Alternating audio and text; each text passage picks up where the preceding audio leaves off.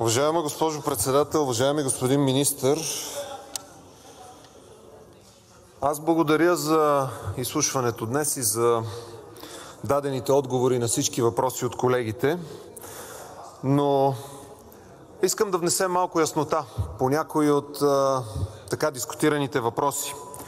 Първо, от гледна точка на процесуалното представителство. Вие може би сте запознати, че в договорите, които са сключвани към държавните предприятия, те са подписвани от конкретните директори на държавни предприятия, те са съобразени и договаряни от тях. Нито аз, нито който да било колега е участвал в тези процеси. Но, когато казвате какви пари са платени и като хонорари, и като държавни такси, трябваше да продължите и да кажете, че тук става въпрос за стотици милиони държавни пари, който никога преди това не беше потърсил по какъвто и да е начин, въпреки добре структурираната правна дирекция в Министерството на икономиката, които потвърждавам, страхотни експерти, те работеха от ден едно по тези проекти.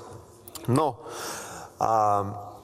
да ви попитам следното. По казуса с ОЗК и застраховките казахте нещо, което или някой ви е подвел, или не сте запознат, или имаме явно подаряване на едни 14 милиона с ваше участие. Аз не знам. Но вие запознат ли сте, че полицата и общите условия, по които са платени тези 16 милиона, са предоставени по време на одита на Сметна палата преди 3 години. Те са там, в 600-те страници анализ на Сметна палата.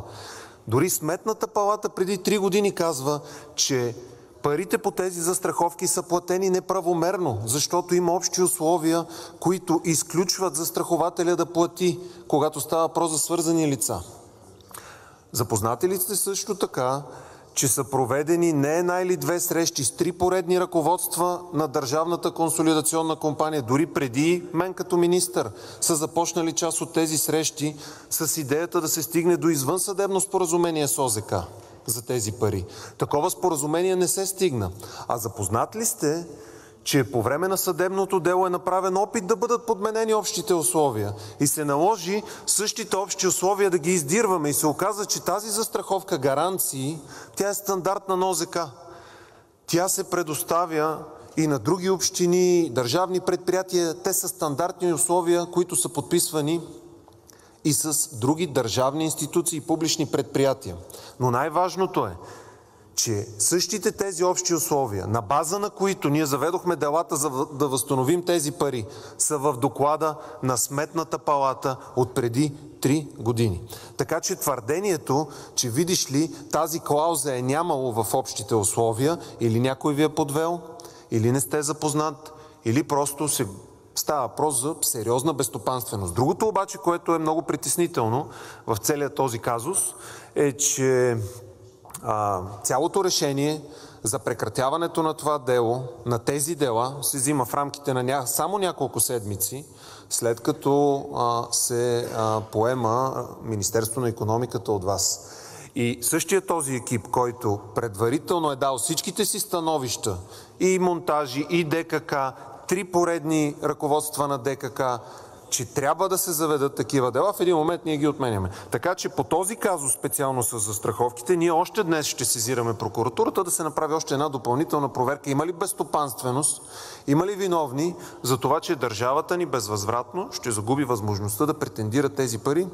И апелът ми е към вас, погледнете си, моля ви, доклада на Сметната палата от 2021 година. От гледна точка на Пловдивския панаир. Тук се говореше за загубени дела. Аз не знам какви дела са загубени, при положение, че тук и колегите от БСП така много ревностно бранят процеса, но години наред проспаха скритата приватизация на Пловдивския панаир. Много така щедро помагаха на господин Георги Гергов да овладее панаира последователно. И при последния опит, при който 70% от собствеността на панаира щеше да бъде придобита от Георги Гергов и Пълдин Туринвест, нищо не беше направено. И чувахме от тази трибуна, на брой министри на икономиката казаха, нищо не може да бъде направено. Не е така. Похвално е, че сте обжалвали. Ние чакахме да видим вашата реакция, дали ще обжалвате съда и решението в крайна сметка за първоначалния апорт, защото според нас това също не е правилно.